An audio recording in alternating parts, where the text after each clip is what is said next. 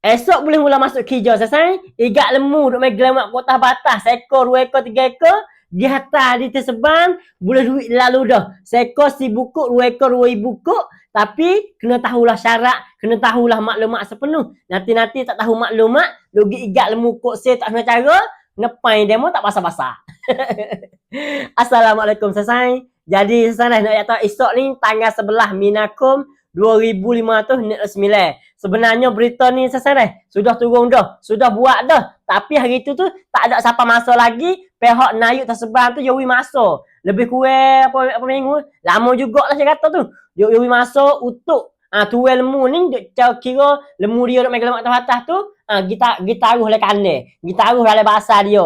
Gi pego dah tepat hak kena tepat sana. Lepas tu hari ni pihak Nayuk tersebar resok sana. Dia ada post dalam Facebook peribadi dia.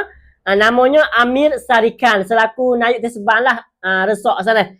Jadi dia pun katanya esok hari siapa dah hari nak mulai matakan.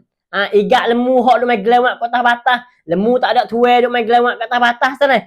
Dalam kek terseban. Dia kata dalam kawasan terseban saja. Jangan duk gimik lemu kok lain lah. Mik lemu kok lain, mik lemu kok luar tempat tu mari duk lagi atas sini tak jadi. Tu dah tak ada duk dalam matakan nak yo. Tu dia mau tanya pula tempat lain tu ada lagi matakan macam ni. Hak tu kita tak ada punya khabar lagi. Boleh jadi tak ada lagi matakan hak ni.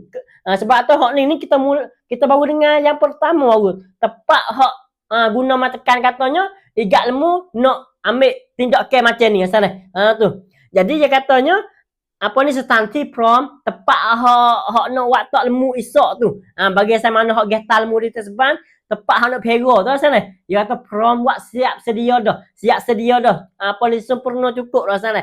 Jadi dia kata tu hak kerja pun prom sedia dah.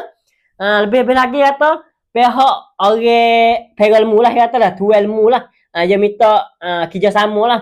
Kalau lah tak kena tindak ke hak ni, dia kata ambil lemu tu gi tak tepat hak kena tepat ataupun dalam kandang ataupun dalam bahasa lemu macam-macam tu lah sana.